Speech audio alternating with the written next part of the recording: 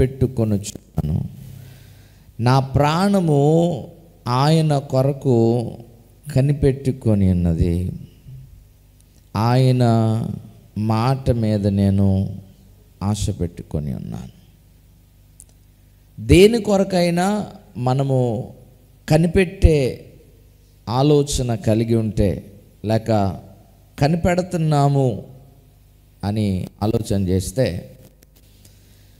ఆ పొందుకునేది మన యొక్క జీవితాలకు ఆశీర్వాదాన్ని ఇచ్చేదిగాను మేలుకరమైనదిగా ఉంటేనే మనము దాని కొరకు ఎదురు చూస్తాం, ఆశ పెట్టుకుంటాం, కనిపెడతాం.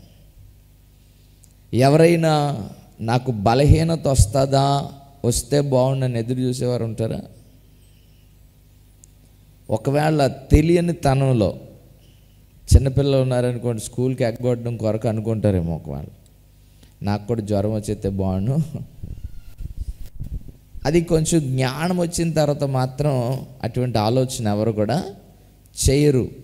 కారణం ఏంటనంటే, బలహీనత కొరకు కానీ, వ్యాధి కొరకు కానీ, శ్రమ కొరకు కానీ ఎవరు కనిపెట్టరు, ఎదురు చూడరు. కనిపెట్టారు అని అంటే అదేదో సమాధానకరమైందనో, దీవెన తెచ్చేదనో, సంతోషకరమైన సందర్భమనో, మనకు మేలు చేసేదనో మనము గ్రహిస్తాం. అటువంటి వాటి కొరకే మనం ఎదురు చూస్తాం, కనిపెడతాం. అంతే కనుక శ్రమలో పడాలని ఎదురు చూసేవారు కానీ, కీడును అనుభవించాలని ఆశ కలిగి ఉన్నవారు కానీ సర్వసాధారణంగా మనము చూడం. మరి దేవుని కొరకు కనిపెట్టడానికి ఏమిటి దేవునికి ఉన్న ప్రత్యేకత? ఈ యాత్ర కీర్తన సుమారుగా చాలా సందర్భాలు మరి భక్తుడు తెలియపరిచాడు. ప్రాముఖ్యంగా మనం గమనించినప్పుడు 4వ వచనాన్ని మనం చదివితే, అయినను జనులు నీ యందు భయభక్తులు నిలుపునట్లు నీ యొద్ద క్షమాపణ దొరుకును. దేవుని కొరకు కనిపెట్టడానికి కారణాన్ని మనము ఆలోచన చేస్తే, ఈ కీర్తన భాగంలో ఒక 3 సందర్భాలను ఆయన తెలియపరచడం మనం చూస్తాం. మొదటిగా 4వ వచనాన్ని గమనించినప్పుడు ఆ 4వ మాటలు అంటాడు కదా, ఆయనను జనులు నీ యందు భయభక్తులు నిలుపునట్లు నీ యొద్ద క్షమాపణ దొరుకును.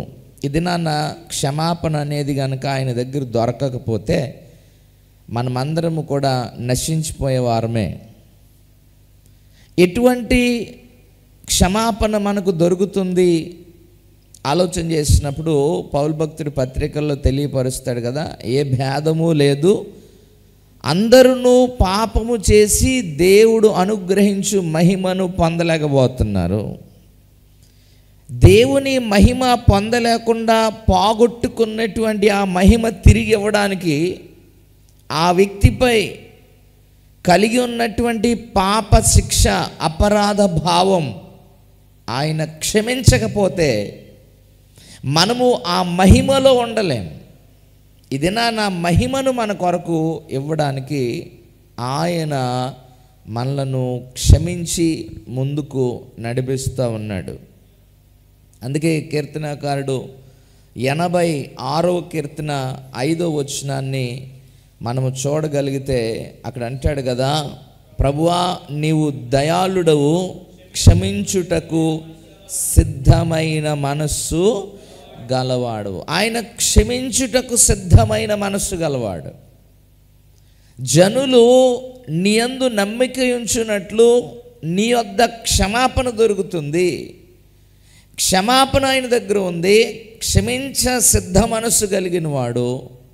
అయితే ఆ క్షమాపణ మనము పొందుటకు మనము ఆయన కొరకు కనిపెట్టవలసిన వారమై ఉన్నాం.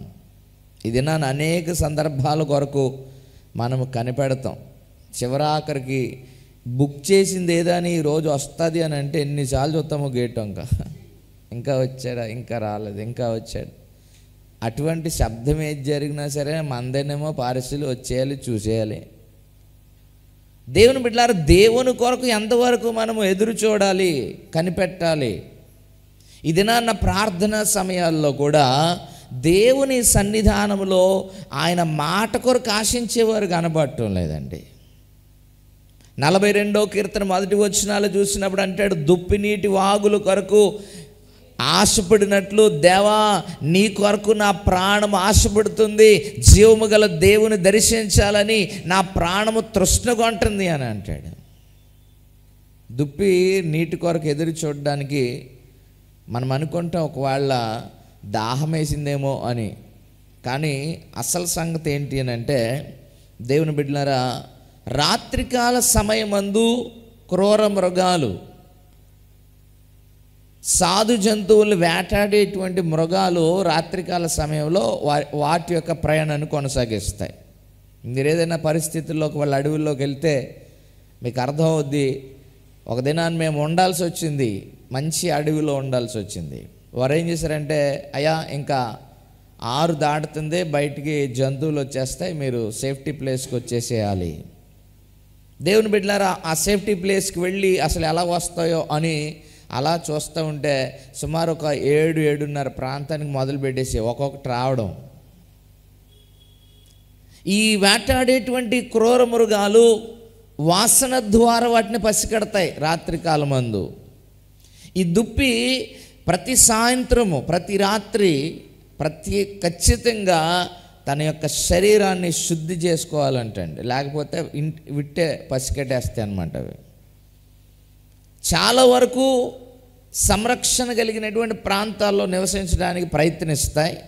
ఒకవేళ అటువంటి అవకాశం దొరకకపోతే ఖచ్చితంగా తన దేహమును శుభ్రపరుచుకుంటేనే మరుసటి దినమును అవి చూడగలవు. ఇది ఒక ప్రధానమైన కారణం.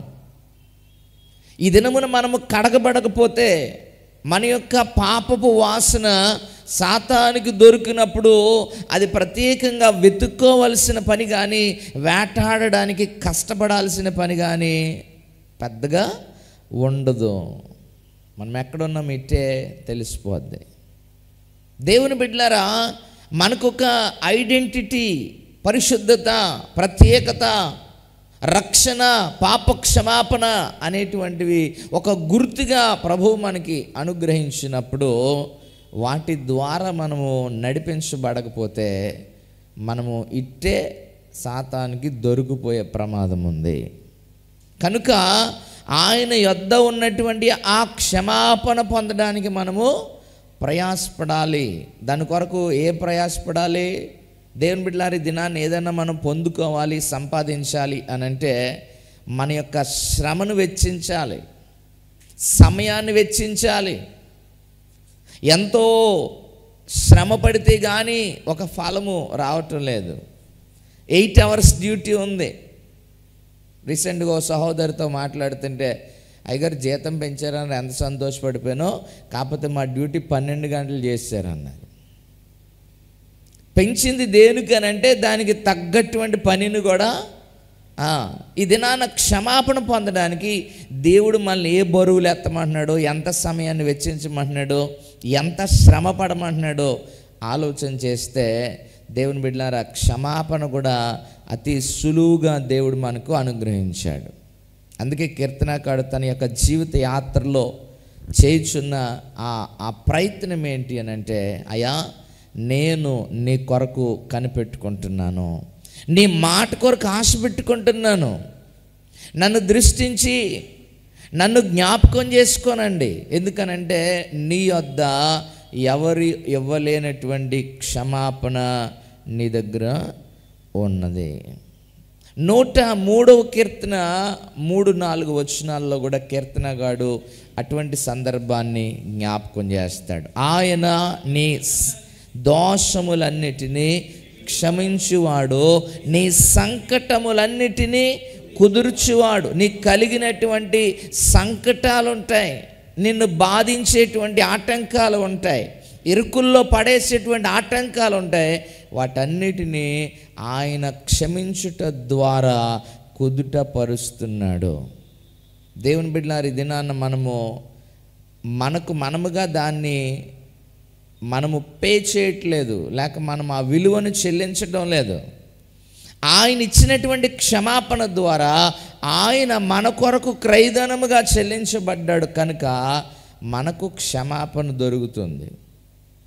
ఈరోజున ఆయన క్షమించేవాడుగా ఉన్నప్పుడు ఆ క్షమాపణ పొందడానికి ఆయన మనల నుండి ఆశించేది లేక మన నుండి కోరేది ఏంటి అని అంటే, నీవు ఆయన కొరకు కనిపెట్టే అలవాటు కలిగి ఉండాలి.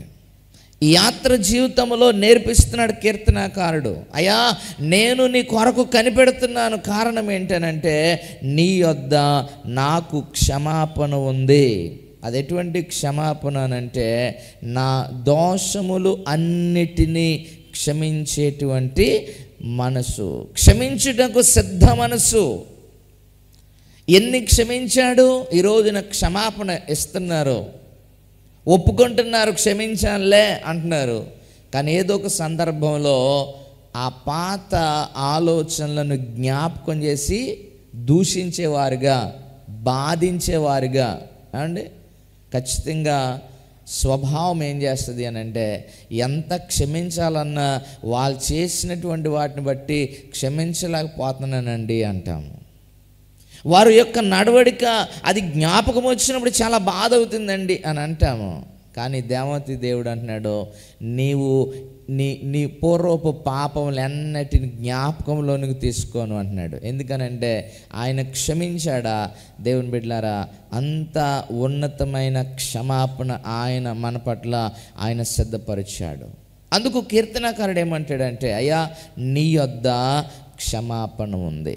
రెండవ సందర్భాన్ని అదే కీర్తన భాగంలో మనం ఆలోచన చేస్తే 7వ వచనంలో 2 సందర్భాలను జ్ఞాపకం చేస్తాం. మొదటిగా అంటాడు, ఇశ్రాయేలు యెహోవా మీద ఆశ పెట్టుకొనుము, యెహోవా యొద్ద కృప దొరుకుతుంది.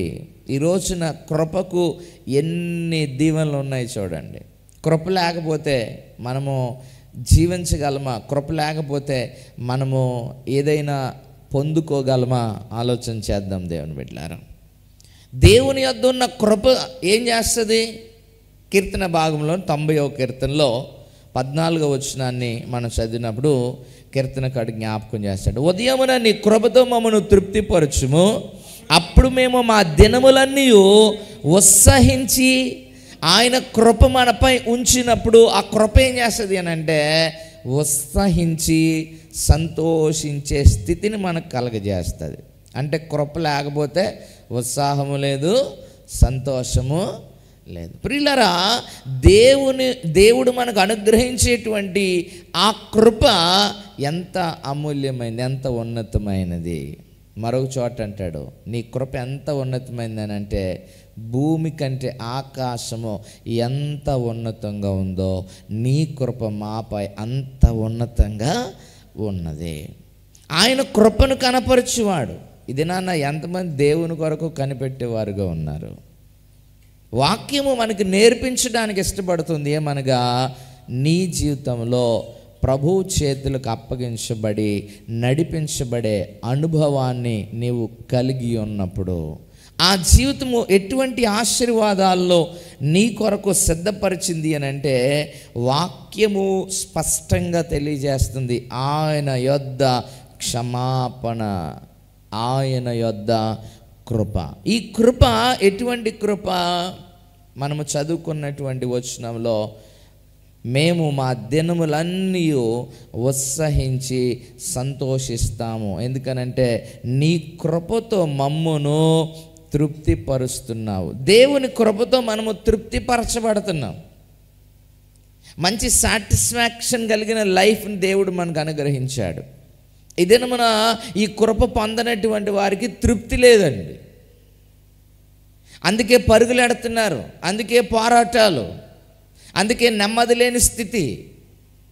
దేవుని పిల్లలకు దేవుడు ఇచ్చినటువంటి ఆ సంతృప్తి ఎలాంటిది అని అంటే, చూడండి, తొందరపడి పరుగులెట్టడానికి కానీ సంపాదించడానికి కానీ ఆత్రపడి దేనికోసం ఆలోచన చేయరండి. ప్రతిదానికి కృతజ్ఞతాస్తుతులు చేయలేసి, ఇప్పుడున్న స్థితిని బట్టి వందనాలు ప్రభా, నువ్వు మాకు ఇచ్చిన ఈవులను బట్టి వందనాలు ప్రభా, నీ కృపకు వందనాలు ప్రభా అని చెప్పే వారముగా మనం ఉండడానికి ప్రభు కృపను చూపుతాడు. దేవుని బిడ్డలారా, ఈ కృప ఎటువంటిది? మరొక సందర్భాన్ని మనం చూస్తే ఎఫెసీ పత్రిక 2వ అధ్యాయము 8వ వచనంలో అపోస్తలుడైన పౌలు ఎఫెసీ సంఘంతో మాట్లాడతాడు. మీరు విశ్వాసము ద్వారా కృప చేతనే రక్షించబడి ఉన్నారు, ఇది మీ వలన కలిగినది కాదు, దేవుని. ఈరోజు మనకున్నటువంటి రక్షణ దేన్ని బట్టి వస్తుందంట? ఆయన కృప చేతనే. ఆయన యొద్ద కృప దొరుకుతుంది. ఆ కృప వల్ల మనము రక్షించబడుతున్నాము. దేవునికి స్తోత్రం. ఆయన కృపతో మనల్ని తృప్తిపరుస్తున్నాడు కనుక మా దినములన్నిటిను ఉత్సహించి సంతోషిస్తున్నాం. కృప లేదా, సంతోషం లేదని గ్రహించాలి. సంతోషము లేని సందర్భంలో మనం ఆయన కృప కొరకు ఎదురు చూడాలి. ఇంకా లోతుగా మనం ఆలోచన చేస్తే ఆయన కృప కొరకుగానే ఎదురు చూస్తేనంట అట్టి వాటిలో ఆయన ఆనందించేవాడే ఉన్నాడంట. దేవుని మనము సంతోషపరిచే ఆ యొక్క ఆలోచన మన జీవితాల్లో మనము కలిగి ఉన్నప్పుడు వాక్యము జ్ఞాపకం చేస్తూ ఉంది, ఆ కృప చేత మీరు రక్షించబడతారు, ఆ కృప చేత మీరు తృప్తిపరచబడతారు. తృప్తి ఉందనుకోండి ఎంత సంతోషంగా ఉంటుంది. జీవితాలకు తృప్తి కలిగింది అనుకోండి ఎంత సంతోషం ఉంటుంది. తృప్తి లేని వాళ్ళకి సమాధానం ఉంటుందా? ఏమండి? దేవుని బిడ్డలారా, ఎన్నిచ్చినా ఏమిచ్చాడు అంటారు కొంతమంది. ఏం కలిగి ఉన్నా ఏముంది మా దగ్గర అంటారండి. దేవుని బిడ్డలారా, ఆలోచన చేయాలి. కనుక దేవుడిచ్చిన వాటిని మనము చక్కని రీతిలో ఆలోచన చేసి జ్ఞాపకం చేసుకున్నప్పుడు ఆ దేవుని కృప ఏం చేస్తుంది అని అంటే మనలను రక్షణలోనికి నడిపిస్తుంది. అక్కడ వాక్యం అంత స్పష్టంగా ఉంది, ఇది మీ వలన కలిగినది కాదు, దేవుని వరమే.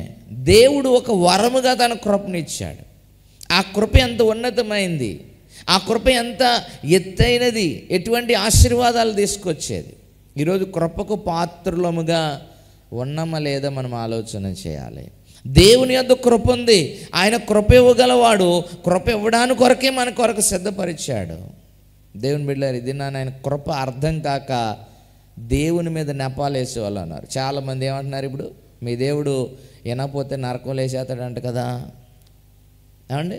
వినకపోతే మీకు పరలోకం లేదంట కదా, శిక్షించేవాడు దేవుడు ఏంటి? ఏమండి? ఇలాంటి బుద్ధి లేనటువంటి ఆలోచన చాలా మందిలో కలుగుతూ ఉంటాయి. ఇప్పుడు రాజమండ్రిలో సెంట్రల్ జైలు ఉంది, అందరిని వేసేయడానికా? ఎవరినండి వేయడానికి? జైలు ఎవరి కొరకు అండి? ప్రిజనరీ ఎవరి కొరకు? ప్రిజనర్స్ కొరకు. జైలు చెరసాల ఎవరి కొరకు నియమించబడింది అని అంటే నేరం చేసిన వాళ్ళ కొరకు. అంతేకాని రాజమండ్రిలో ఉంది కనుక రాజమండ్రి పట్టణస్తులు అందరూ వెళ్ళి లోపల కూర్చొని అనడానికి కాదు. నరకం ఎవరి కొరకు? అసలు దేవుడు కృప అనుగ్రహించేవాడు కనుక ఆ కృపగల మాటలు మనకి వినిపింపజేసి ఆ నరకములోనికి, ఆ చెరసాల్లోనికి పోయేటువంటి వారిని నాకులట్టున్నట్టు అరమంటున్నాడు, బాబు వెనక్కి రండి అని. ఆయన క్షమించే దేవుడు. ఒకవేళ ఈ సువార్తను విని ఎవరైనా అవునా అని అంటే వెంటనే వాళ్ళు ఏం చేస్తారంటే అలాగ ఆగి వినడానికి, విశ్వసించడానికి ఇష్టపడిన వారు, వినుట ద్వారా విశ్వాసం గల క్రీస్తుని గూర్చిన మాటను బట్టి కలుగును. ఎప్పుడైతే విన్నావో అది క్రీస్తుని గూర్చిన మాటను బట్టి కనుక ఆ విన్నటువంటి దాన్ని బట్టి దేవుడు రక్షణ అనుగ్రహించి ఆ రక్షణ మనకు పాప క్షమాపణ కృప పొందుకునేటువంటి స్థితికి వాక్యం నడిపిస్తుంది. ఇది అర్థం కాని వాళ్ళు ఏమంటారనంటే నమ్మినవాడు రక్షింపబడును, నమ్మని వానికి. ఈ మధ్య వచనాలు అట్టుకుని తిరుగుతున్నారు కొంతమంది, భుజాలు నాలుకలు భుజాల మీద వేసుకొని. నమ్మకపోతే శిక్ష అంట కదంటే నిజమే మరి. ఎందుకనంటే ఆయన వాక్యం ద్వారా ఏమి జ్ఞాపకం చేశాడు? అదిగో నరకమో, ఇదిగో పరలోకం. ఎటువైపు నువ్వు వెళతావు? ఒకవేళ భౌతిక సంబంధంగా నువ్వు ఆలోచన చేసి నీకు రక్షణ ఇచ్చి నీకు పరలోక ప్రాప్తాన్ని కలగజేసే ఆయన కొరకు ఎదురు చూడకుండా ఇహ సంబంధమైన విషయాల వైపు నీ ఆలోచన కలిగి ఈ చిన్న జీవితంలో నరకమునకు పోయే దారులు ఎంచుకుంటావేమో కనుక ఇదిగో నా వాక్కును ఉంచుతున్నాను. మనం చదువుకున్న కీర్తనలు అంటాడు, నీ మాట మీద నేను ఆశ పెట్టుకున్నాను. ఎందుకనంటే ఆ మాటలో దీవెన కలిగించి రక్షణలోనికి, నిత్య జీవంలోనికి నడిపించే మాటలు. ఆ మాటలు నిన్ను నాశనపరిచేవి కాదు, ఆ మాటలు నేను నష్టపరిచేవి కాదు, ఆ మాటలు నేను దోషిగా తేల్చేవి కాదు, ఆ మాటలు నీ దోషమును క్షమించి నీ సంకటాలు కుదిర్చి నిత్యత్వములోనికి నడిపించేటువంటి మాటలు. ఈ మాటలు అర్థం కాక అపార్థం చేసుకున్నారు చాలామంది. శిక్షించేవాడు దేవుడు అంటే క్షమించాలి అంటున్నాడు ఒకడు. అసలు ఆ శిక్షలోకి పోవద్దని కదా చెప్పాలి. బాబు అక్కడ గొయ్యి ఉంది వెళ్ళొద్దని చెప్పడం నేరం అంటారు వీళ్ళు. వీళ్ళ ఆలోచన ఏంటి? వెళ్ళి పడితే పడినప్పుడు కాపాడాలంట. అర్థమైందండి? పడిపోయిన తర్వాత పడిపోయిన దగ్గరికి వచ్చి కాపాడాలి ఆయన దేవుడు అంట. అక్కడికి వెళ్ళొద్దు, అక్కడ పడతావు అనవసరంగా, నీకంటే ముందు చాలామంది వెళ్ళి పడ్డారు, వాళ్ళని చూసన్నా నువ్వు బుద్ధి తెచ్చుకో అనడం తప్పు అంటండి. ఈరోజు పరిశుద్ధ గ్రంథం మనకు నేర్పించేటువంటి ఈ ప్రశస్తమైనటువంటి మాటలు మనము గ్రహించినప్పుడు వాక్యము దగ్గరికి మనము నడిపించబడతాము. విలాప వాక్యముల గ్రంథం 3వ అధ్యాయము 22వ వచనాన్ని మనం చదివితే, ప్రవక్త అయినటువంటి ఇర్మియా రచించిన విలాప వాక్యముల గ్రంథము చదువుదాము. 3వ అధ్యాయము 22వ వచనం. యెహోవా కృపగలవాడు, ఆయన వాత్సల్యత ఎడతగినది. చాలండి. ఇక్కడ ప్రవక్త యొక్క ఉద్దేశాన్ని మనము గ్రహించినప్పుడు ఆయన ఏం తెలియపరుస్తున్నాడు చూడండి. స్పష్టంగా ఆలోచన చేస్తే, యెహోవా కృపగలవాడు, ఆయన కృపగలవాడు, ఆయన దగ్గర ఉంది కృప దొరుకుతుంది. ఎందుకనంటే ఆయనే కృపగలవాడు. ఆయన వాత్సల్యత ఎడతెగక నిలుచున్నది, అంటే ఆటంకము లేకుండా కొనసాగేటువంటి ఆయన తత్వం ఎలాంటిది అని అంటే, ఆయన వాత్సల్యత ఎడతెగక నిలుచున్నది గనుక మనము నిర్మూలము కాకొన్న వారము. ఎంత వివరంగా ఉంచండి. మనము నిర్మూలము కాకుండా ఉండడానికి కారణం ఏంటనంటే, యెహోవా కృప గలవాడు, ఆయన యొద్ద కృప ఉంది, ఆయన వాత్సల్యత ఎడతెగక కనబరుస్తున్నాడు కనుక మనము నిర్మూలము కాలేదు. నిర్మూలము అనేటువంటి మాటకి సరైన అర్థం ఏంటి అని అంటే, కనబడకుండా పోవడం అండి. మాయ అంటారు చూసారా? ఏదైనా ఒక పేపర్ని కనుక మీరు కాల్చారనుకోండి, ఉఫ్ అని ఊదారని అంటే అది అలా గాల్లో తేలుతుంది. ఒకవేళ ఏదైనా బట్టి అలా కొట్టారనుకోండి, జస్ట్ కలర్ కనబడుతుంది తప్ప దానికి సంబంధించిన ఏ ఆధారం. దేవుని బిడ్డలారా, మన జీవితాలు ఎలాంటివి? అనేక రీతిలుగా మనం ఎరిగిన వారమే. నీటి బొడగ అంటాము, నీటి ఆవిరి అంటాం, సేద నుంచి జారుతున్న బిందు అంటాం, త్రాసు మీద ధూళంటాం. ఇలాంటివి కొన్ని కోట్ల రచనలు ఉన్నాయి. మానవ జీవితానికి ఉన్న ఆ విలువను జ్ఞాపకం చేస్తూ, మరటువంటి ఆ యొక్క సామాన్యమైనటువంటి అతి స్వల్పమైనటువంటి గడ్డి పువ్వు వంటి మన జీవితాలను ఆయన తన కృపతో ఎలాంటి ఆశీర్వాదాలకి నడిపిస్తున్నాడు అని అంటే, ఇక్కడ ప్రవక్త ఇర్మియా గారు మాట్లాడుతూ విలాప వాక్య గ్రంథంలో ఆయన వాత్సల్యత ఎడతెగక నిలుచున్నది గనుక మనము నిర్మూలము కాకొన్న వారంగా ఉన్నాం. ఒక కారణాన్ని చెప్తున్నాడు. మనము నిర్మూలంగా అయిపోకుండా ఉండడానికి, మనము మాయమైపోకుండా ఉండడానికి, అతి స్వల్పమైన ఈ జీవితము గాలి వలె ధూళి వలె కనబడకుండా ఉండకపోవడానికి కారణం ఒకటి ఉంది. ఎంత అండి చెప్పండి? అప్పుడప్పుడు మా కార్యక్రమాలు చెప్తారు, పాస్టర్ గారు మరి కూడికి పెట్టాలి అంటే మేము అంటే అప్పుడే సంవత్సరం అయిపోయిందా? దేవుని బిడ్డలారా, మానవుని జీవిత దినాలు ఎంత త్వరితంగా గతించిపోతున్నాయి చెప్పండి. లాస్ట్ వీక్ జనవరి 1 అయినట్టుంది, అప్పుడే మనకు వారం 2వ వారం వచ్చేసిందండి. ప్రియులారా, జీవిత దినాలు ఎంత వేగంగా ముగించబడిపోతున్నాయి. ఇటువంటి స్వల్పమైనటువంటి జీవితంలో ఆయన కృప ఏం చేస్తుంది అని అంటే, మనము నిర్మూలము కాకుండా చేస్తుంది. దేవునికి స్తోత్రం, హల్లెలూయా. తరతరాలు వాగ్దానాలు పొందుకునే వారముగాను, ఆ వాగ్దానాలు అనుభవించే వారముగాను. పొందుకోవడమే పెద్ద సంగతి కాదు, ఆ వాగ్దానం అనుభవించేటువంటి ఆ సామర్థ్యాన్ని దేవుడు మనకు కలగ చేస్తున్నాడు. 131 కీర్తన 7వ వచనం 2వ భాగాన్ని మనం గమనించినప్పుడు ఆయన 3వ సందర్భాన్ని తెలియజేస్తూ ఉన్నాడు. ఆయన యొద్ద ఏముందంట? కృప. ఆయన యొద్ద సంపూర్ణ విమోచన. మొదటిది, ఆయన యొద్ద క్షమాపణ దొరుకుతుంది. ఆ క్షమాపణ ఎటువంటిది అని అంటే సంపూర్ణంగా క్షమించేటువంటిది, సంకటములన్నిటినీ కుదిర్చేటువంటిది, దోషములన్నిటినీ క్షమించేది. ఒకటి గుర్తెట్టుకుని మళ్ళా దీని గురించి నీకు తర్వాత ఉంటుందిలే కాంగారాడుకు అని చెప్పేది కాదు. ఈరోజు మన కుటుంబ జీవితాల్లో సర్వసాధారణంగా మనం ఆలోచన చేస్తాం. ఇవాళ ఏదో మిస్ అయిపోవు కానీ తర్వాత దొరికితే రెండు కలిపి. నేనైతే అలాగే అంటాను. ఒక్కొక్కసారి చేతికి అందుబాటులో లేరనుకోండి, ఇప్పుడు చేసిన దానికి సరే ఎక్స్క్యూజ్, కానీ రెండోది ఎప్పుడో దొరుకుతో సరిగ్గా చేతికి అందుబాటులో ఉంటా, అప్పుడు ఈ రెండు కలిపి డోసు మన క్షమాపణ అంతే ఉంటుంది. కానీ ప్రభు అలా కాదంట. ఇప్పుడు నేరం చేసావు, ప్రభు దగ్గరికి వచ్చావు, అయ్యా అన్నావు, నీ పూర్వపు బాల్యకాల పాపాలను కూడా నేను జ్ఞాపకం చేసుకోను, అవన్నిటికీ జ్ఞాపకంలోనికి తేబడు అంటాడు. ఎంత గొప్ప క్షమాపణ! ప్రియులరా, మనము జ్ఞాపకం పెట్టుకొని దండించడానికి చూసే మనసు కలవారు, కానీ ఆయన క్షమించడానికి సిద్ధమైన మనస్సు గలవాడు. రెండో సందర్భాన్ని చూస్తుంటే వాక్యం ఉంటుంది, ఆయన యొద్ద కృప దొరుకుతుంది. ఆ కృప ఎలాంటిది అని అంటే భూమి కంటే ఆకాశం ఎంత ఉన్నతంగా ఉందో ఆయన ఎందుకు భయభక్తులు గలవారి ఆయన కృప అంత అధికమైన కృప.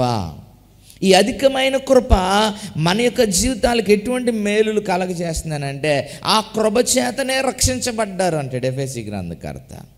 మూడోదిగా మనం చూస్తే ఆ కృప మనము నిర్మూలము కాకుండా అడ్డుపడుతుంది. దేవునికి స్తోత్రం. కృప లేకపోతే మాయమే. కృప లేకపోతే ఎంతండి ఉష్షే. దేవుని బిడ్డలారా,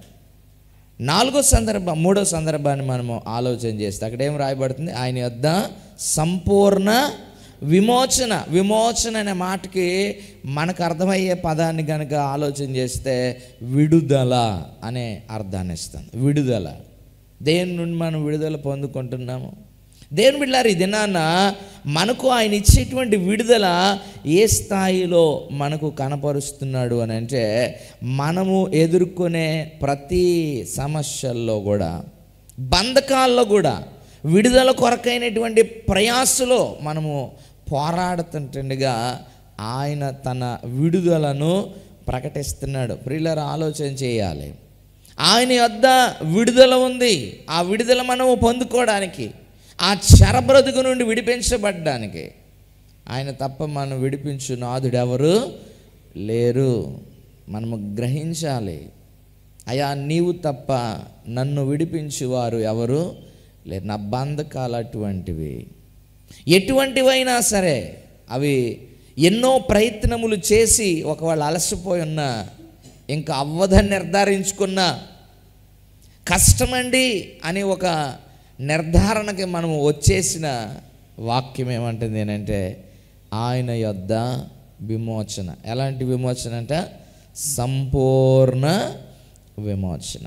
మనం తరచుగా చూస్తాం. 4వ సందర్భాన్ని కనుక ఆలోచన చేస్తే మీరు ప్రవక్తల గ్రంథాలు ఎక్కడ చూసినా సరే అక్కడ తరచుగా కనబడే మాట ఏముంటుంది అని అంటే యెహోవా వాక్కు ఆయన యొద్ద నుండి ఇర్మియాకు ప్రత్యక్షమై ఎలాగూ సెలవిచ్చాను. చదివారు కదా అధ్యాయాలు. ప్రవక్తల గ్రంథాలు చదువుతున్నప్పుడు ఏముంటుంది? యెహోవా యొద్ద నుండి వాక్కు బయలు వెడలింది. ఆయన యొద్ద ఏముంది అని ఆలోచన చేస్తే ఆయన యొద్ద నుండి ఒక వాక్కు వస్తుంది. ఆ వాక్కు ఎటువంటిది అని అంటే ఆ వాక్కు మన బ్రతుకులను బాగు చేసేటువంటి వాక్కు. ఆ వాక్కు మనలను స్వస్థపరిచేటువంటి వాక్కు. ఆ వాక్కు మనల్ని సజీవులుగా నిలబెట్టేటువంటి వాక్కు. కొన్ని అద్భుతాలు మనం ఆలోచన చేసినప్పుడు ప్రభు యొక్క అద్భుతాలు వెళ్ళి వారిని తాకి స్వస్థపరిచినట్టుగా మనం చూస్తాం. కొన్ని సందర్భాల్లో ఆయన మాట ద్వారా మాత్రమే అద్భుతాలు చేయడం. మొదటి సూచక క్రియగా మనం చదువుకుంటాము యోహాను సువార్త 2వ అధ్యాయంలో. కానా అనేటువంటి వివాహంలో ఆయన తన వాక్కు ద్వారా ప్రభువు అక్కడ నూతనమైన స్థితిని ఆ నీటికి ఆయన కలుగజేశారు. ఈ దినాన నీళ్లను ద్రాక్షరసంగా మార్చిన దేవుడు రుచి లేని ఆ నీటికి చక్కని రుచిని కలుగజేసిన దేవుడు. మన జీవితాల్లో నిస్సారముగా నిస్సత్తువుగా రుచిలేని పసిలేని బ్రతుకులు కలిగి ఉన్నప్పుడు ఆయన వాక్కు మన కొరకు వెలువడిందా. అందుకే దావీదు పాడాడు, ఒక్క మాట చాలు, నీవు నాతో మాట్లాడితే నేను బ్రతుకుతాను ప్రభువా. ప్రియులారి, దినమున ఆయన యొక్క వాక్కు కొరకే మనము ఆలోచన చేయాలి. సౌలుకు ఆ వాక్కును కోల్పోయాడు. ఊరిము దగ్గరికి వెళ్ళాడంట, తుమ్మీమును ఆశ్రయించాడు, ప్రవక్తలను ఆశ్రయించాడు, దేవుని ధర్మశాస్త్రం దగ్గరికి పోయి ఎక్కడికి వచ్చినా ఏ విధమైన సమాచారం ఆయనకి దొరకలేదు. ప్రవక్తల ద్వారాను కానీ ఊరిము ద్వారానైనాను మరి ఏ విధమైన దర్శనము కూడా సౌలునకు దొరక్కపోయేసరికి అప్పుడు తన యొక్క జీవితాన్ని అతి క్లిష్టతరాల్లో సమయాల్లో మరి ముగించినట్టుగా మనం చూస్తున్నాం. ఈ దినమున వాక్కు నీ దగ్గరికి వస్తే ఆ వాక్కు నిన్ను నన్ను బ్రతికించేదిగా ఉంది. అందుకే కీర్తనగాడేమో నీ వాక్యమే నన్ను బ్రతికించింది, ఇదే బాధలో నాకు నెమ్మది కలుగజేసింది. నీ వాక్యము నాకు వెలుగుగా ఉంది నా త్రోవకు, నీ వాక్యము నాకు నెమ్మది కలగజేస్తుంది, నీ వాక్యము నన్ను నడిపిస్తుంది, నీ వాక్యమే నన్ను బ్రతికిస్తుంది, నీ వాక్యము నాకు జీవమును ఇస్తుంది, నీ వాక్యమే నాకు సమాధానము.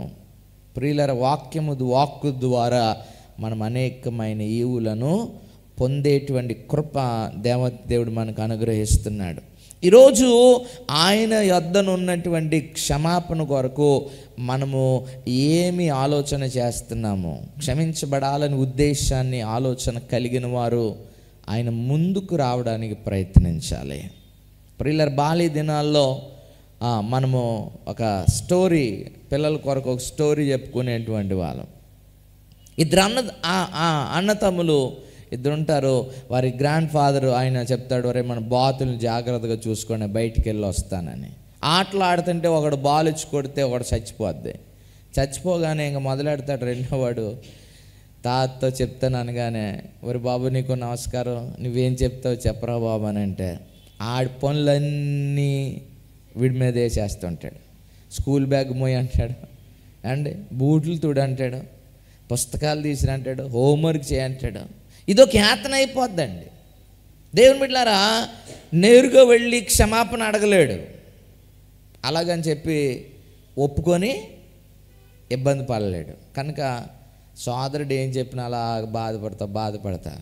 ఇంకొక దినాన్న ఆ బాబుకి చిరాకు వస్తుంది అన్నమాట.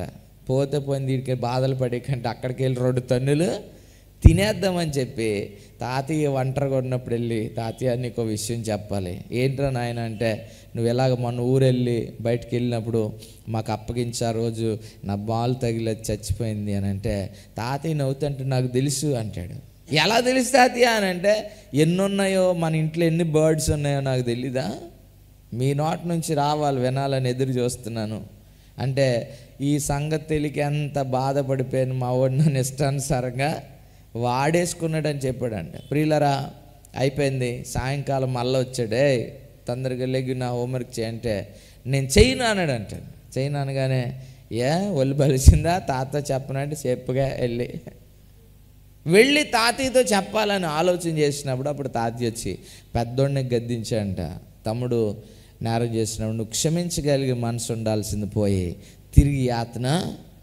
ఈ కథ మనకి ఏం జ్ఞాపకం చేస్తుంది అని అంటే, ఏం నేర్పిస్తుంది అని అంటే, ప్రియులరా, ఏదైనా మన జీవితాల్లో తప్పిదం జరిగినప్పుడు ప్రభు యొక్క పాదాల దగ్గరికి మనము వెళ్ళాలి. ఒకవేళ అది దాచిపెడదామని ఆలోచన చేసామా, ఆ నేరం ఇంకంత బరువుగాను భారంగాను మన జీవితాలకు శ్రమ తెచ్చేది గాను. ప్రియులరా, ఈ దినమున ఎవరి దగ్గర నీవు క్షమాపణ పొందకపోయినా అదంతా నీకు హానికరమైంది కాకపోవచ్చు, కానీ దేవుని వద్ద క్షమాపణ దొరకలేదా నీకు నెమ్మది సమాధానము ఉండదు. కనుక ఆయన యొద్ద క్షమాపణ పొందినప్పుడు ఆ క్షమాపణ ఏం చేస్తుందంటే తృప్తినిస్తుంది, మనము ఉత్సహించి సంతోషించేటువంటి కృపను అనుగ్రహిస్తుంది. అందుకే కీర్తనకాడు అంటాడు, యెహోవా నేను నీ కొరకు కనిపెట్టుకొనుచున్నాను. నీ సన్నిధానములో నీవిచ్చేటువంటి ఆ క్షమాపణ కొరకో, నీ పాదముల దగ్గర ఉన్న ఆ యొక్క కృప కొరకో, నీవిచ్చేటువంటి ఆ సంపూర్ణ విమోచన కొరకో నేను కనిపెట్టుకొని ఎదురు చూస్తున్నానయ్యా. నా జీవితంలో ఒకవేళ నీవు క్షమించలేదా నేను క్షమాపణ పొందలేను. ఆ భారము నా పాపమును నా నుండి దూరపరిచేవారు ఎవరు లేరు. కనుక నీ క్షమాపణ నాకు కావాలి. రెండోదిగా మనం ఆలోచన చేస్తే కృప. ఎటువంటి కృప? ఈ కృప మన యొక్క ఆత్మీయ జీవితాలకు ఎంత ఆశీర్వాదాన్ని తీసుకుని వస్తుంది. ప్రతి సందర్భము వెనక ఈ కృప మిళితమై ఉంటుందండి. ప్రతి సందర్భంలో మనం ఏమి కలిగి ఉన్నా దాని వెనక ఆయన కృప ఆధారంగా కనబడుతుంది. మరి ఆ కృప మనం పొందడానికి ఆయన వద్దకు ఎలా వెళుతున్నామో, ఆ కృపను పొందడానికి మన దగ్గర అర్హత ఏముంది? వాక్యం ఒకవేళ మనం ప్రశ్నించి అడిగితే మనం ఏం చెప్పగలం? ప్రభువా, అత్యంత విలువైన కృపను పొందడానికి నేను అత్యంత విలువైన వానిగా చేయబడాలి, అత్యంత విలువైన ఆత్మీయ స్థితిని నేను కలిగి ఉండాలి, అత్యంత విలువైనటువంటి రక్షణను నేను పొందుకోవాలి, నీకు విలువైన పాత్రగా నేను చేయబడాలి. పత్రికలో వ్రాస్తాడు, యజమానుడు వాడుకొనుటకు అర్హమైన పాత్రగా ఉండాలని. మన దగ్గర ఉన్నటువంటి అర్హత ఏమై ఉంది? ప్రియులారి, దినాన ఆ పాత్ర ఎలా ఉంటే ఆయన ఉపయోగిస్తాడు? శాస్త్ర పరిశీలకు ఆలోచన కలిగి ఉన్నారంట. ఏమనంటే ఎదర తలుకు తలతలమంటూ ఉండాలి. అంటే దినాన సంఘములో, సేవకుల్లో, సహవాసాల్లో, దేవుని పిల్లల్లో కలిగినటువంటి మెరుపు ఎక్కడి నుంచి వస్తుంది అని అంటే పైన అంతా కూడా చాలా అలంకరించబడిన పాత్రలుగా.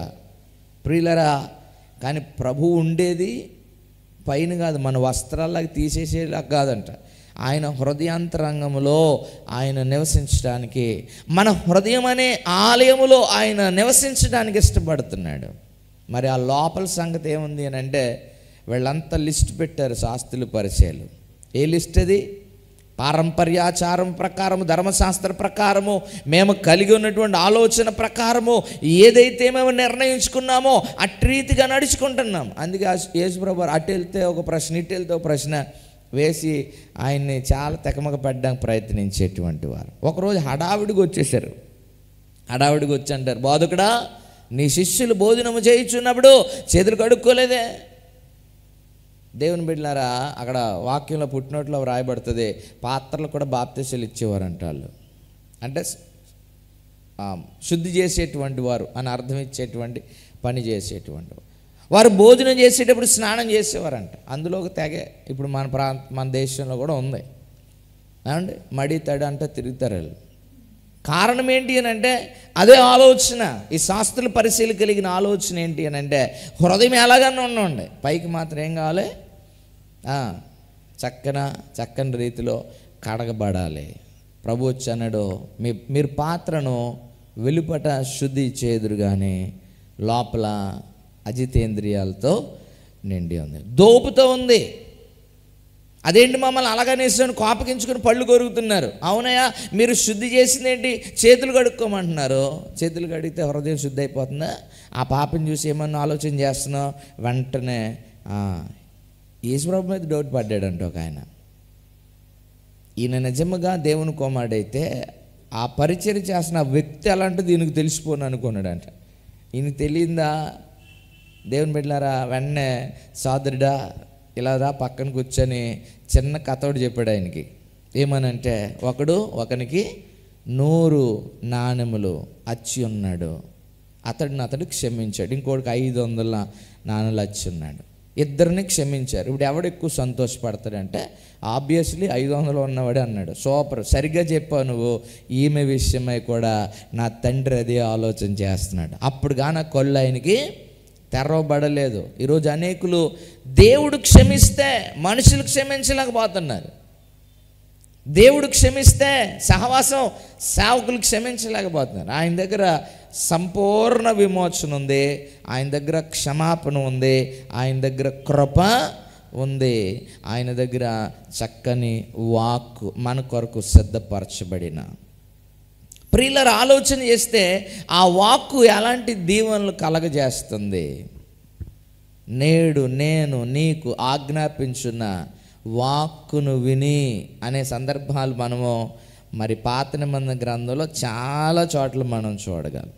మర్చికో 1-2 చూడడానికి ప్రయత్నం చేద్దాం. నిర్గమకాండం 15వ అధ్యాయము 26వ వచనాన్ని మనం జ్ఞాపకం చేసుకున్నప్పుడు, మీ దేవుడైన యెహోవా వాక్కును శ్రద్ధగా విని ఆయన దృష్టికి న్యాయమైనది చేసి ఆయన ఆజ్ఞలకు విధేయులై ఆయన కట్టడలను అన్నిటిని అనుసరించి నడిచిన ఎడల నేను ఐగుప్తీయులకు కలగజేసిన రోగములలో ఏది మీకు రానియను, ఎందుకనగా నేను స్వస్థపరిచే యెహోవాను. ఆయన వాక్కు వింటే మొదటగా మనం పొందుకునేది ఏంటి అని అంటే స్వస్థత. ఆయన వాక్కు విన్నావా, ఇంక రోజుకో రోగం గురించి నువ్వు చెప్పవు. శరీరానికి రోగం వస్తుంది, నేను కాదని చెప్పను, కానీ కొంతమందికి ఏదైనా ఇవాళేమో ఏళ్ళు నొప్పి అన్నారు అనుకోండి, రేపు కాలు నొప్పి అంటారు, రేపు తర్వాత పైకి వస్తూ ఉంటుంది మోకాలు, తర్వాత నడుము, తర్వాత చేతులు, తర్వాత భుజాలు, తర్వాత మెడ, తర్వాత తలకాయ, మళ్ళీ అయిపోగానే మళ్ళీ కిందకి మళ్ళీ కాలు, మళ్ళీ ఏళ్ళ దగ్గరికి. ప్రియులరా, ఇవన్నీ ఎక్కడవి? వాక్యం అంటుంది శరీరం బలహీనపరచబడడం సహజమే, కానీ ఐగుప్తులో రోగాలు భయంకరమైనవి ఉన్నాయి. దేవుని బిడ్డలారా, కొన్ని జబ్బులు ఉంటాయి, అవి ఎక్కడే కాదు. మీకు తెలుసా, ఎయిడ్స్ అనేటువంటి ప్రమాదకరమైన వ్యాధి ఉంది. అది భారతదేశానికి సంబంధించి మన ప్రాంతంది కాదు, ఎక్కడి నుంచి తెచ్చుకున్నారండి. ఇప్పుడు కరోనా వచ్చింది, మనది కాదు, అది ఎక్కడి నుంచి వచ్చింది. ఇప్పుడు వచ్చే వైరస్లని ఎక్కడి కాదు, ఇతరలి దేవుని చేత దేవునికి దూరంగా ఉన్న వారి ప్రాంతాల్లోంచి పుట్టినవి కొన్ని వాటిని తెచ్చుకుంటా ఉన్నారు. ప్రియులారా, అలాగనంటే మరి దేవుని పిల్లల మీదకి రాలేదా అని అంటే ఆయన యొక్క జ్ఞానమునకు మన జ్ఞానము అందదు. దేవుని పిల్లలు కొన్ని సందర్భాల్లో గొప్ప పరిచర్య చేస్తున్నటువంటి దైవజనులు సైతము భయంకరమైన మరణాలకు అప్పగించబడ్డారు. ఇది నన్ను హెబ్రోన్ ఫెలోషిప్ ఉంది, బాక్సింగర్, ఎంత పెద్ద పరిచర్య అండి. కొన్ని లక్షల మంది దైవజనులు ఇంకా ఎంత ఖచ్చితంగా ఒక మాటలో నిష్ట కలిగినటువంటి భక్తి, అటువంటి పరిచారకులు చాలా దినాలు బలహీనుడిగా ఆయన ఉన్నారు. సాధు సుందర్ సింగ్ గారి పుస్తకాలు, ఆయన చాలా గ్రంథాలు ఆయన రాశారు. అందులో ఆయన అంటాడు, ఎప్పుడైనా బలహీనత వస్తేనంట ప్రభుతో స్పష్టంగా మాట్లాడుకోవడానికి అవకాశం అంట. ఏమో నీకు నాకు రోగిస్ట్గా మంచం కింద కనబడుతున్నారు, కానీ ఆయన దేవునితో సన్నిధిలో మాట్లాడుకుంటున్నారేమో, ఆయన దేవుడు విన్నపం చేసుకున్నారు. ప్రభు ఏమో ఉండయా నీకు ఎందుకని అంటే, ఒకవేళ ప్రభు నీ దగ్గర ఎప్పుడు ఉండాలని ఆశపడుతున్నాయా అని అంటే ఒకవేళ అనుమతించి తీసుకెళ్లారేమో. ఇంకా చాలామంది పరిపూర్ణులు చేయబడ్డం వరకు దేవాతి దేవుడు కొంతమందిని ఉంచుతాడు, కొంతమందిని విశ్రాంతిలో పెడతాడు. ఇది అటువంటి వారిని చూసి ఎలీషా మరణం ఎలాగొచ్చింది? పరిశుద్ధ గ్రంథంలో రాయబడింది. ఇప్పటి నుంచి కాదు ఈ సందర్భాలు. ఎలీషా చనిపోయిన తర్వాత సంవత్సరం తర్వాత అతని ఎముకలకి ఒక శవం తగిలి లేచి కూర్చుంది. అంత శక్తిగల ఆయన గురించి చదువుతూ ఉంటుంది. ఎలీషాకు మరణకరమైన రోగము కలుగగా. ఏంటండి, ఎముకలు తగిలి చచ్చిపోయినోడు బ్రతికడా? అటువంటి ఎముకలు కలిగినటువంటి వ్యక్తి మరణకరమైన రోగము చచ్చిపోయారా అంటే మన బుర్రకి అందదు అండి, మన జ్ఞానానికి అందదు. కనుక మనం అటువంటి మర్మాల గురించి చర్చించుకొని ఆలోచన చేసి ఉన్న విశ్వాసం నోడగొట్టుకోకుండా, ప్రభువా నేను ఎలాగ నీ దగ్గర క్షమాపణ పొందాలి, నేను ఎలాగ నీ కృపను పొందాలి, నేను ఎలాగ సంపూర్ణ విమోచన పొందాలి, నేను ఎలాగ నీ వాక్కును పొందుకోవాలి. ఆ వాక్కును పంపించినప్పుడు ఆ వాక్కును విన్నటువంటి వారు. ఈ 15:21లో కొంచెము వివరంగా వ్రాయబడింది. యెహోవా వాక్కు శ్రద్ధగా విని ఆయన దృష్టికి న్యాయం అనేది చేసి. ద్వితీయోపదేశం 28వ అధ్యాయంలో కూడా ఉంటుంది, నేడు నేను నీకు ఆజ్ఞాపించిన ఆజ్ఞలన్నిటిని అనుసరించినల్లా. సుమారుగా 15 వచనాలు ఉంటాయండి. నువ్వు లోపలికి వెళ్ళినప్పుడు దీవించబడతావు, బయటికి వచ్చినప్పుడు పొలములో దీవించబడతావు, పనిలో దీవించబడతావు, ప్రయాణములో దీవించబడతావు. దేవుని బిడ్డలారా, ఆయన వాక్కు ఎక్కడికి వెళ్ళినా అమూల్యమైనటువంటి దీవెనలు కలగజేసే వాటిగా ఆయన ఉంచాడు. అయితే మన పాత్రని ఎలా ఉంచారు? తగిన అర్హత పొందినట్టుగా, కృప పొందుకునే పాత్రగా, విమోచన పొందే పాత్రగా ఉందా? దేవుని బిడ్డలారా, ఈ పాత్రని ఎలా ఉంచుతున్నారు అని అంటే, శాస్త్రులు అంటారు టైం టు టైం సిస్టమేటిక్గా అండి మేము ఆ పాత్రనే. ఇప్పుడు చూడండి, 4 రోజులు పోతే ప్రతి వీధిలో కింద మంచాలు దించేస్తారు, కడిగేస్తారు, శుభ్రంగా తోమేస్తారు. కొంతమంది అడుగుతున్నారంట, ఎందుకు తోముతారు, ఎందుకు పైన పెడతారు మళ్ళీ అని. ప్రియులరా, ఆధ్యాత్మికంగా కూడా మన యొక్క జీవితాలు ఎలా ఉన్నాయనంటే, పండక్కో పబ్బానికో దించి ఉప్పు ఎటకపోవడం వేసి చింతపండు ఎట్టి తోమినట్టుగా శుభ్రంగా తోమి తలతల్లాడి మళ్ళీ అక్కడ భద్రపరిచేసినట్టుగా. కానీ ఈ పాత్ర ఉంది దేనికి అని అంటే, షోగా ఉండడానికి కాదంట. ఈ పాత్ర దేని కొరకు?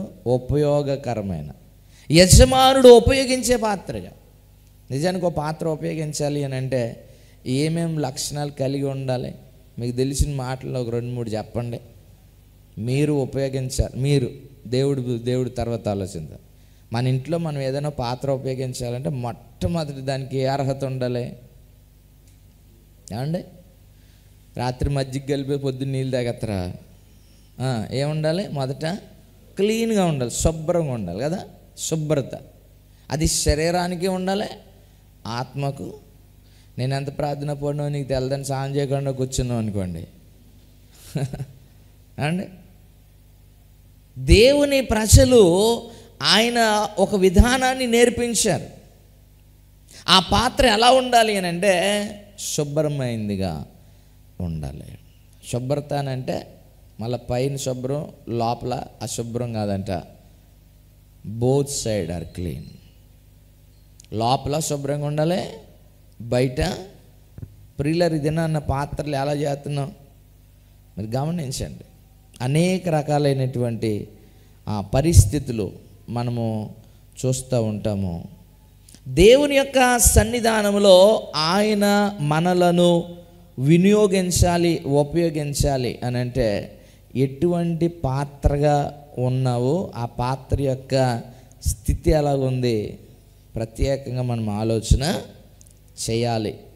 మరి పాత్ర యొక్క సంగతిని మనము గమనించినప్పుడు ఆ పాత్ర ఎలా కనబడుతుంది, చూసేవారికి ఎలా ఉంది అని అంటే, ఈ శాస్త్రులు పరిశీలి కలిగినటువంటి పాత్ర ఎలా ఉంది అని అంటే వెలుపట చాలా బాగుంది. అందుకే యేసుప్రభు వారు వచ్చి ఇంకా నిర్మొఖమాటంగా ఏం మాట్లాడారు? మీరు సున్నము కొట్టిన సమాధులు పోలి ఉన్నారు అన్నాడు. ఒక్కొక్కరికి చాలా కోపం, బాధ కూడా వచ్చేసింది. కారణం ఏంటనంటే, దేవుని బిడ్డలారా, ఈ దినాన ఎంత విలువైనటువంటి వాటిగా వాటిని అమరుస్తున్నాము, అలంకరిస్తున్నాము. సమాధులండి. ఈ బరిల్ గ్రౌండ్కి వెళ్తే రాజమండ్రిలో ఒక సమాధి ఉంటుంది, అక్కడ ఉంటే బాగుండు అనిపిస్తుందండి. అంత విలువైందిగా, అంత అలంకారంగా దాన్ని సిద్ధపరిచారు. 4 వైపులా 4 ఏంజల్స్ని పెట్టారు. పాలరాతితో చేసిన దేవదూతలా ఫ్లై అవుతూ ఉంటాయి అన్నమాట. అది ఎంత బ్యూటిఫుల్గా కనబడుతుంది. ఎంత నీట్గా ఉన్నా లోపల ఏముంటుంది అని అంటే కల్మషంతోనూ ఎండిన ఎముకలతోనూ.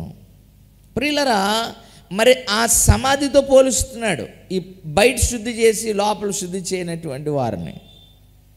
ఇప్పుడు ప్రభువు నిన్ను ఉపయోగించాలి అని అంటే ఆ ఉపయోగించేటువంటి పాత్ర శుద్ధిగా ఉండాలి, అది లోపల బయట. రెండవదిగా మనం చూస్తే ఉపయోగించే వాని స్తోమతను బట్టి ఆయన యొక్క స్థితికి తగినట్టుగా ఆ పాత్ర ఉండాలి. ఏమండి, మళ్ళీ ఎవరైనా మంచి ధనికులు ఎవరైనా వివాహానికో లేకపోతే ఏదైనా కార్యక్రమాలు పిలిచారనుకోండి, బాబాయ్ ఆయన పిలిచారు కదా, ఏం ఉట్టి చేతులతో వెళ్ళకూడదని ఒక గ్లాసో ఓ చెంబు కొనుక్కెళ్ళారు అనుకోండి, ఎలా ఉంటుంది ఏమండి? నా జీవితంలో ఒకసారి జరిగింది అలాంటి పరిస్థితి. నాన్నగారు హాస్పిటల్లో పనిచేసేవారు. ఆ డాక్టర్ గారు వివాహం చేసి పెద్ద ఫంక్షన్ హాల్లో ఏర్పాటు చేశారు. మరీ గుర్తుపెట్టుకుని పిలిచారు, ఉత్తినే వెళ్తామని. అలా షాపింగ్ తిరిగితే గాజ్ బౌల్ సెట్ దొరికింది, అది పట్టుకుని వెళ్ళాను. అక్కడికి వెళ్ళేటప్పటికి ఈ బౌల్ సెట్ చాలా హాస్యాస్పదంగా కనబడదు. ఏం చేయాలి తెలియక కనబడిన వ్యక్తికి ఇది ఇచ్చి ఎంజాయ్ అన్నాను. ఎందుకనంటే లోపల వెల్కమ్ డ్రింకే చాలా ఖరీదుగా ఉంది. ఆ వెల్కమ్ డ్రింక్లో పావు కూడా ఇది చేయదు. ప్రాక్టికల్ గ్రాండ్గా అంటే ఎందుకు ఈ సందర్భాన్ని జ్ఞాపకం చేస్తున్నానంటే, ఆయన ఉన్నతమైన దేవుడు. ఆ ఉన్నతమైన వాడు నీలో ఉండాలి అని అంటే నీ ఆలోచనలు కూడా ఉన్నతంగానే ఉండాలి. లేకపోతే ఎలా ఉంటుంది దేవుని బిడ్డలారా? కాకి ముక్కు దండపుండి అనేది సామెతలు చెప్తారు చూసారా, అంటే పొంతన లేనటువంటి స్థితి. ఈరోజు మన యొక్క జీవితాలకు దేవాతి దేవుడు ఆ అర్హతనిచ్చాడు. అందుకే నిజంగా క్షమించబడలేదు అనుకోండి, మనము వెలివేయబడిన వారుగాను మహిమను పొందలేని వారుగా నశించిపోయేవారుగా ఉంటాం. ఆయన ఏం చేశాడు? అందుకని ఆయన యొద్దనున్న క్షమాపణ ఇచ్చాడు. మొదట క్షమించాడు, అంటే క్లీన్ చేసేసాడు. ఇప్పుడు రెండోది ఏం చేశాడంటే కృపనిచ్చాడు. నీ శుభ్రపరిచి లేనటువంటి అర్హత. కృప అంటే దాని అర్థం ఏంటంటే అర్హత లేనివాడికి అర్హతను కల్పించడమే కృప. అందుకే గ్రేస్ మార్క్స్ అంటారు. నిజానికి వాళ్ళు రాసిన దానికి కాదు, కృప కలిగినటువంటి మార్కులు వేసాడు. ఇప్పుడు ఈ కృప ఏం చేసింది అని అంటే యజమానుడు వాడడానికి తగినటువంటి అర్హతను తెచ్చిపెట్టింది. అర్హత లేదు నిజానికి. నాకు ఆయన బిడ్డగా ఆయన వాక్కును ప్రకటించే అర్హత లేదు. ఆయన కుటుంబ సభ్యునిగా నేను పిలువబడేటువంటి యోగ్యత లేదు. క్రీస్తు యొక్క స్వారూప్యంలో మార్చబడడానికి తగిన అర్హత లేదు, అవకాశం కూడా లేదు.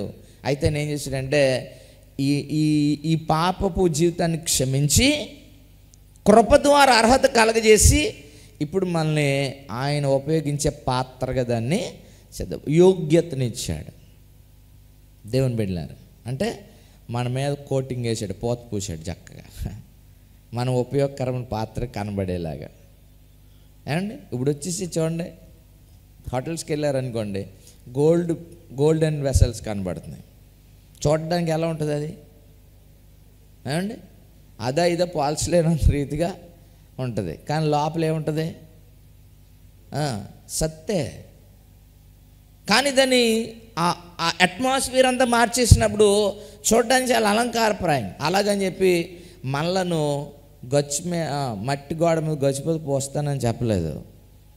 సంపూర్ణంగా విలువైనటువంటి జీవితాన్ని మనకు కలగజేసి కృపను బట్టే, కృప ద్వారానే వీటన్నిటినీ చక్కపరిచి సంపూర్ణ విమోచన ద్వారా ఆ వాక్కు వచ్చినప్పుడు నిర్జీవమైనటువంటి శరీరంలోనికి జీవం ఎలాగొచ్చేసిందో మరి మనకి ఎలాగొచ్చేసిందయా? నువ్వు మరి ఆ పైన మెరుగులు దిద్దేసి సరిపోయిందంటే మెరుగులు దిద్దలా. ఇప్పుడు లాజరు వల్లే నిర్జీవంగా ఉన్నాం మనము. ఆయన వాక్ ఏం చేస్తుంది అని అంటే జీవాన్ని తీసుకొచ్చి తిరిగి బ్రతికి నడిచేలాగా చేసింది. ఇప్పుడు మన పాత్రలు కూడా ఏం చేసింది అని అంటే ఆయన మొదటిగా క్షమించి, రెండవది కృప ద్వారా అర్హతనిచ్చి, మూడవదిగా విమోచన కలగజేసి, నాలుగవది ఆ వాక్కు ద్వారా ఈ విలువ లేనటువంటి పాత్రను విలువైన పాత్రగా, ఒక్క మాట చాలైన ఒక్క మాట రూపాంతరం వచ్చేసింది. దేవునికి స్తోత్రం, హల్లెలూయా. మేకప్ చేయలేదు ఇక్కడ. ఒకవేళ నిజంగా మేకప్ చేసే మాటలైతే లాజరు వచ్చేవాడు కాదు. మేకప్ చేసే మాటలు పలికిన వాళ్ళు ఉన్నారు. బయలా మా కొరకు రా అని కేకలు వేశారు. వాళ్ళు మేకప్ చేస్తున్నారు. ఏంటి? కత్తులతో కోసుకోవడం, శస్త్రాలు ఎట్టి చీరుకోవడం. ఏమండి వారి మర్యాద చెప్పునంట సాయంకాలం దాకా అరిశారంటండి. ఎప్పటి నుండి? ఉదయకాల నైవేద్యం మొదలెట్టి ఇంక నో లంచ్ సాయంత్రం దాకా. అంటే ఇంకా సూర్యుడు అస్తమించేటప్పటికి బలిపీఠం పెట్టకూడదు కనుక నాకు తెలిసి బహుశా 4-5 దాకా అరిసి ఉంటారు. అప్పుడు ప్రవక్త వెళ్ళి అంటాడు, సూర్యుడు అస్తమించే సమయం అయింది కనుక నాకు మీకులా ఉదయం 8 నుంచి సాయంకాలం 6 దాకా అవసరంలా. ఎందుకంటే మా దేవుడు జీవము కలిగిన వాక్కునిచ్చే దేవుడు. వెళ్ళాడు, బలిపెట్టాను సరి చేశాడు, గొయ్యి తవ్వించాడు, కందకొన నీళ్ళు వేయించాడు. ఈ ప్రాసెస్ అందరూ ఒక అరగంట పట్టింది అనుకోండి, వెంటనే ప్రార్థన చేస్తున్నాడు. యెహోవా నీవే దేవుడు ఉన్నావని, నీ ప్రవక్తల ద్వారా మాట్లాడతావని వీళ్ళందరూ చూసినట్లు ఇప్పుడు కార్యం చేయనగానే ఆ ప్రార్థన జరుగుతుంది. యెహోవా అగ్ని ఆకాశం నుండి దిగొచ్చి ఆ దహన బలిపీఠంలో పశువుని నీళ్ళను ఆరిపోసేసి ఆ బుగ్గిగా చేసేసింది. దేవునికి స్తోత్రం. ఈరోజు ఆ వాక్ ఏం చేస్తుంది అని అంటే మన యొక్క స్థితిని మార్చేస్తుంది. దేవునికి స్తోత్రం. నిజానికి ఆయన ఉండేటువంటి అర్హత మన దగ్గర లేదు, కానీ ఆ వాక్ ఏం చేస్తున్నాడు అని అంటే ఆ వాక్కుతో మనలను నూతన పరుస్తున్నాడు, నవీన స్వభావమునకు ఆయన అప్పగిస్తున్నాడు. కనుక ప్రియులరా, ఆయన కొరకు కనిపెట్టినప్పుడు మనము క్షమించబడతాం. ఆయన కొరకు కనిపెట్టినప్పుడు ఆయన కృపను పొందుకుంటాం. ఆయన కొరకు కనిపెట్టినప్పుడు సంపూర్ణ విమోచన కలుగుతుంది. ఆయన దగ్గరికి కనిపెట్టినప్పుడు ఆయన వాక్కు మన దగ్గరికి, వాక్కు ఎంత శక్తి గలదై ఉందో చూడండి. వెలుగు కమ్మని పలుకగా అయిందా లేదండి? జలములను వేరుపరుచును గాకని పలుకగా, ఆకాశ పక్షులు జలచరములు కలుగునుగా కని పలుకగా, విత్తనములు ఇచ్చు చెట్లు భూమి మొలిపించును గాక అని పలుకగా. అంటే అన్నీ వన్ వర్డ్. ఇప్పుడు ఆ వాక్ మన దగ్గరికి వచ్చి నా కుమారుడా అందనుకోండి, ఈ శరీరం మృతమైనా సరే ఏం చేద్ది? తిరిగి లేచి ప్రభువా నేను ఉన్నానని చెప్తుంది. లాజరు అలాగే పిలిచింది. లాజరు బయటికి రా అని పిలిచినప్పుడు ఆ వాక్కులో ఉన్న శక్తి నిర్జీవమైనటువంటి ఆ దేహమును మరలా జీవముతో నింపి నడిపించింది. ఇలాగే కట్టబడి కర్రలాగా వచ్చాడంటే ఆయన అంటున్నాడు, అతని కట్లు విప్పి పోనవండి. ప్రియులారా, వాక్కు ద్వారా ఎన్ని స్వస్థతలు మనం చూస్తాం. చిన్నదాన లమ్మని అనగానే చనిపోయిన చిన్నది బ్రతికింది. నాకు ఇష్టమే నువ్వు శుద్ధుడవుక అనగానే అప్పటిదాకా కుష్ఠరోగం, గుడ్డివాన్ని ముట్టి చూపు పొందు అనగానే, ప్రియులు ఇటువంటివన్నీ దేని ద్వారా జరిగింది? ఆయన యొక్క వాక్కు. ఆయన యొద్ద ఆయన వాక్కు ఉంది, బయలు వెడలుచున్నది. ప్రవక్తలు అదే అంటాడు, ఆయన యొద్ద నుండి వాక్కు బయలు వెడలుచున్నది అంటే బయటకు వస్తుంది. Ready to preach. దేవుని వాక్కు ప్రకటించబడడానికి సిద్ధంగా ఉన్నప్పుడు ఆ ప్రకటించబడిన వాక్కును స్వీకరించడానికి మనం సిద్ధంగా ఉంటే మన స్థితి నూతనపరచబడుతుంది. అందరికీ అసహ్యకరంగా ఒకవేళ మన బ్రతుకు కనపడినా ఒక్క వాక్కు ద్వారా ఘనతకు పాత్రముగా ఆయన చేస్తాడు. కనుక ఈ పాత్ర నీ ఉండేటువంటి అర్హత కలిగింది కాదు ప్రభువా, నీవు క్షమించి కృపనిచ్చి విమోచించి నీ వాక్కునివ్వడం ద్వారానే ఈ యొక్క ప్రాధాన్యత. లేకపోతే ఇది మంటి ఘటం. ఈ మంటి ఘటమునకు ఆయన మహిమనిచ్చాడు. ఆయన మనతో ఉంటున్నాడు. బ్రతుకాలం అంతా ఆయన కొరకు బ్రతుకుదా, ఎదురు చూద్దాం ఆయన ఆశీర్వాదాలకు. ఇక్కడ కన్ను మూయగానే పరలోకంలో తెరిచేటువంటి ఆ స్థాయిని, సామర్థ్యాన్ని ప్రభు ద్వారా మనము పొందుకుందాం. అట్టి కృప దేవతి దేవుడు మనకు అనుగ్రహించును గాక. ఆమేన్.